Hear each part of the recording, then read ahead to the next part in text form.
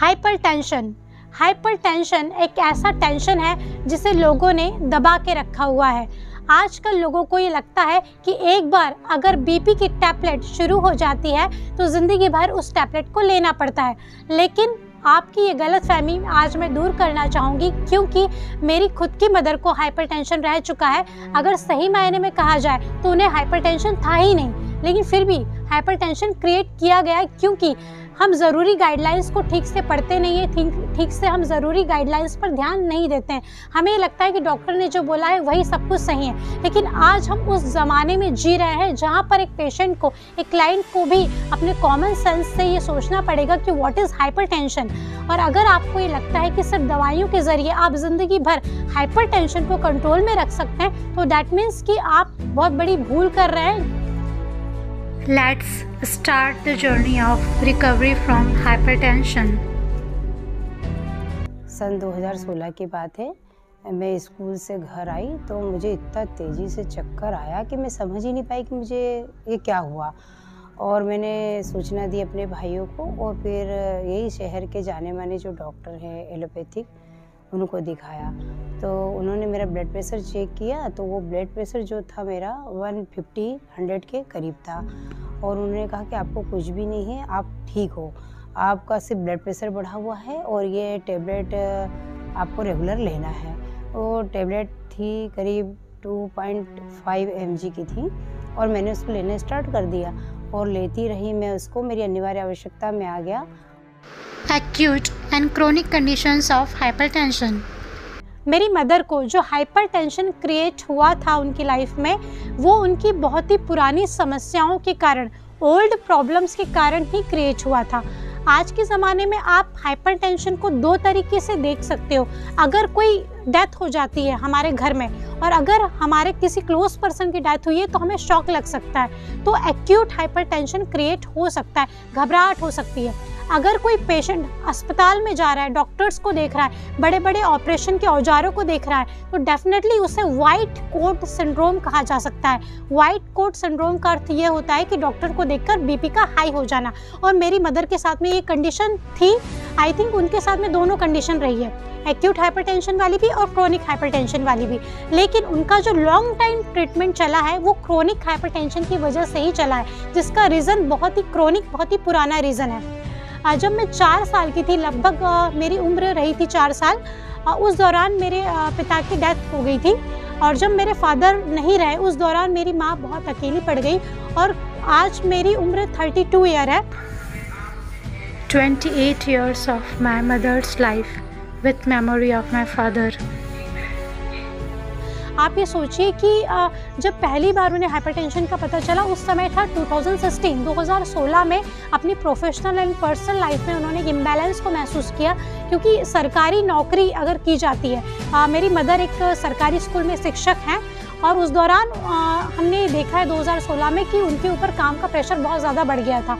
और स्कूल में बाकी शिक्षकों को हैंडल करते हुए, चूँकि मेरी जो मदर है वो स्कूल की प्रभारी हैं और काफ़ी सारे मुद्दे ऐसे होते हैं जहाँ पर हम अपनी व्यक्तिगत राय को नहीं रख पाते हैं, तो धीरे धीरे उनके मन में एक प्रेशर बढ़ता गया और घर और बाहर में उनका इम्बैलेंस होता गया, जिसके कारण उन्हें पहली बार हाइपरटेंशन डायग्नोज हुआ 2016 में।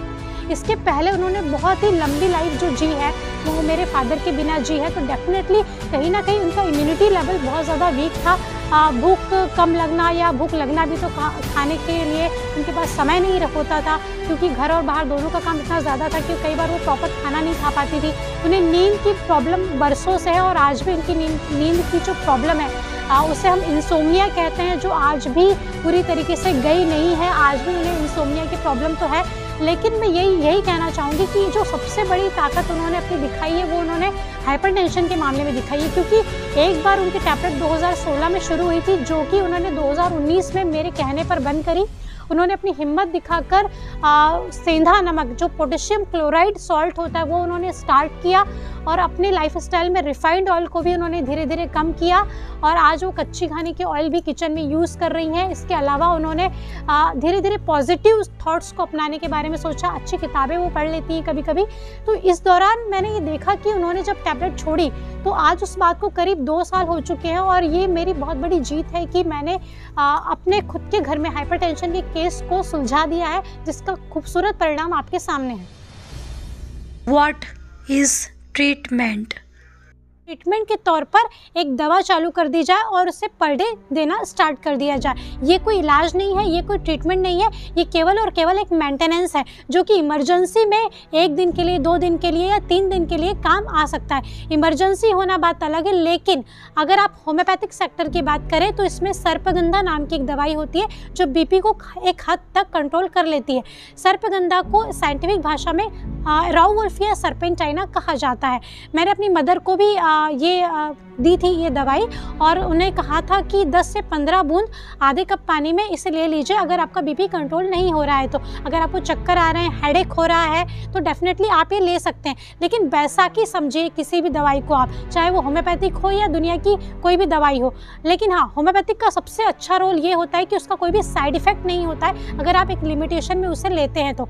अदर एलोपैथिक मेडिसिन को अगर आप लेते हो तो उसके साइड इफेक्ट डेफिनेटली हमारी लाइफ में ज़रूर नज़र आते हैं। लेकिन मेरा ये मानना है कि दुनिया की कोई भी दवाई एक लिमिट में ही लेनी चाहिए। मैंने जब होम्योपैथिक मेडिसिन के ड्रॉप्स मम्मी को दी, तब मैंने साफ साफ बोल दिया कि आप दवाई को सिर्फ एक बैसाखी के तौर पर लीजिए, लेकिन आप इसे ज़िंदगी भर का सहारा मत बनाइए प्लीज़। जब माँ ने कस्बे से लेकर शहर तक के चक्कर लगा लिए तो कुछ लोगों ने मुझे सलाह दी कि नागपुर में बहुत अच्छे डॉक्टर हैं इसके, तो फिर हम नागपुर भी गए और नागपुर के जो डॉक्टर थे उनको भी मैंने दिखाया। एलोपैथिक डॉक्टर थे अच्छे जाने माने, पर उन्होंने कहा कि ब्लड प्रेशर की जो टेबलेट है ये आपकी स्टार्ट रहेगी, आपको ये रेगुलर लेना ही होगा। तो समझो कि वो रेगुलर ही रही। तो दोस्तों, बात बिगड़ भी सकती है, बात बन भी सकती है अगर आपका बिलीफ सिस्टम आपके साथ है। 2019 to 2021 without allopathic BP tablet।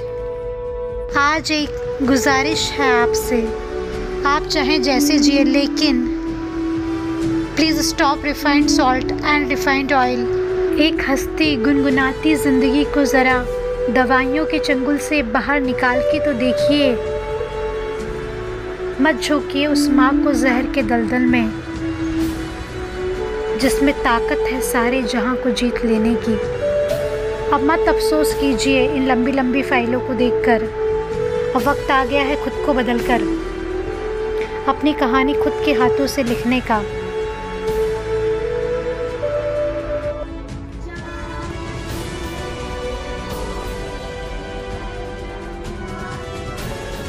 Know about natural sources of iodine.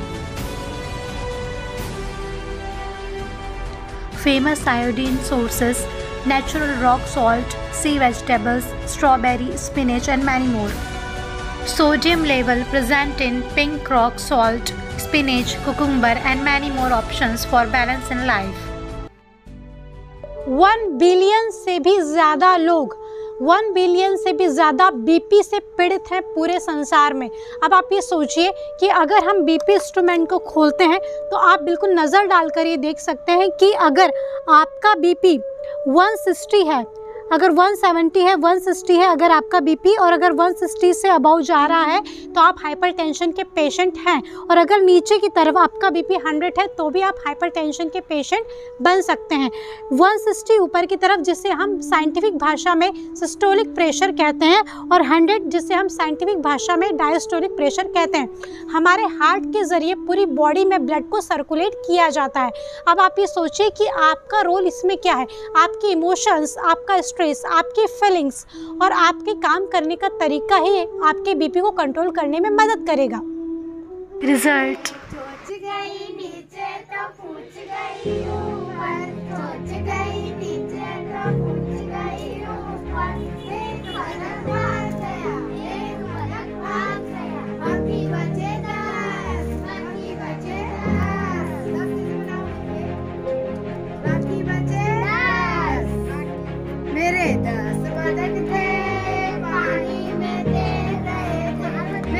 आप भी बोल सकते हो हाइपरटेंशन को टाटा बाय बाय। क्यों आपका मन दवाइयों में उलझा हुआ है? Ultimately life is beautiful.